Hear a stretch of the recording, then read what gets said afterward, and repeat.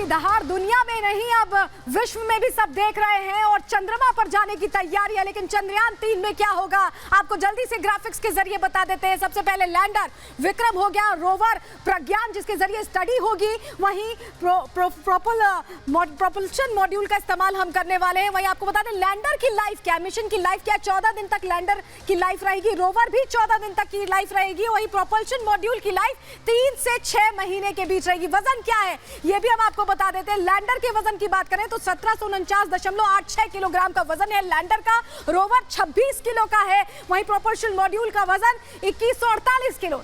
वही काम क्या है इन तीनों का ये हम आपको बता देंगे। तीनों फेजेस, लैंडर सॉफ्ट लैंडिंग करना इसका काम है, जिसके बाद रोवर वहां पानी और खनिज का पता लगाने के लिए वहां पर शोध करेगा। वहीं प्रोपल्शन मॉड्यूल का काम है लैंडर सेपरेशन तक उसे ले जाना, यानी आसमान में जब विक्रम लैंडर सेपरेट होगा तो उसको वहां तक ले जाने में सबसे बड़ा काम प्रोपल्शन मॉड्यूल का ही रहने वाला है। लेकिन अब आपको बता देते हैं कि चांद का ये सुहाना सफर जो हम करने वाले हैं, जो भारत करने वाला है, उससे क्या कुछ हासिल होने वाला है आपको बताएं।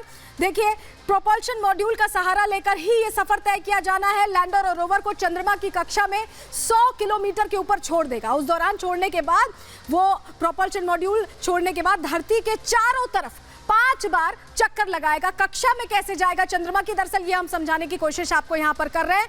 5 चक्कर पूरा करने के बाद चंद्रयान 3 की लैंडिंग होगी और लैंडर और रोवर से अलग होकर कनेक्ट रहेगा, यानी लैंडर विक्रम लैंडर आसमान में अगर रहता है, रोवर रहता है नीचे, तो भी कनेक्शन बरकरार रहेगा। कम्युनिकेशन बनाए रखने के लिए वो चक्कर लगाता रहेगा लैंडर, और यही वजह है कि लैंडर के जरिए ही ये तमाम इंफॉर्मेशन, तमाम जानकारियां भारत के वैज्ञानिकों तक पहुंचेंगी।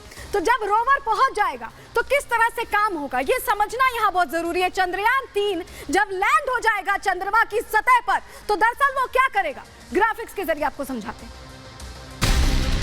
तो अभी तक आपने समझा कि चंद्रयान 3 किस तरह से सफर के लिए निकल चुका है और इसके लिए बड़ी तैयारियां बड़े दिनों से की गई।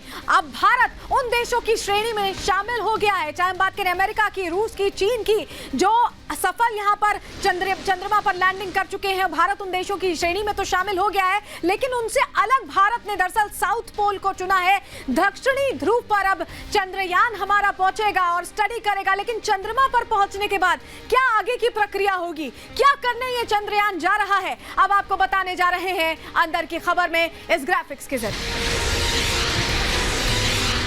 तो चंद्रमा की कक्षा तक पहुंचने में 42 दिन लगेंगे, यानी 23 अगस्त या 24 अगस्त के करीब विक्रम लैंडर पहुंचेगा। और चंद्रमा पर लैंड होने के लिए तैयारी कैसे होगी आपको बताएं। धीरे धीरे स्पीड, जब 100 किलोमीटर की दूरी रह जाएगी चंद्रमा की सतह से, तो विक्रम लैंडर अपनी स्पीड धीमी कर लेगा और बहुत आहिस्ता से सॉफ्ट लैंडिंग आप देख पा रहे हैं, इसी तरह की सॉफ्ट लैंडिंग होगी जिसकी तैयारी पहले से की गई है। विक्रम लैंडर को इस बार चंद्रयान 2 से इंस्पिरेशन लेते हुए और मजबूत बनाया गया, उसके सेंसर्स और मजबूत है, उसके पैरों को और मजबूत रखा गया है, जिससे कि जिस तरह की भी सतह, क्योंकि हम अंदाजा लगा रहे हैं कि चंद्रमा की सतह कैसी होगी, तो जिस तरह की भी सतह हो उस पर लैंड करने में वो सक्षम रहे।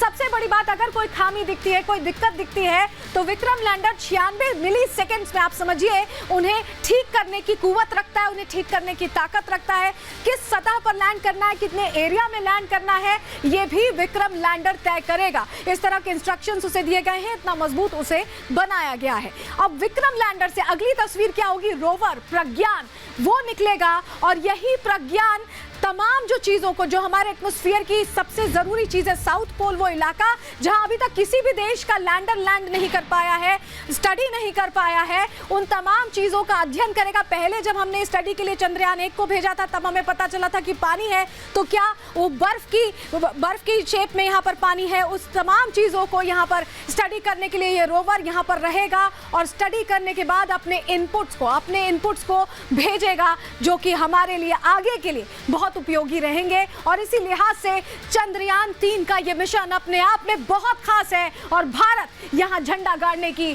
पूरी तैयारी कर चुका है।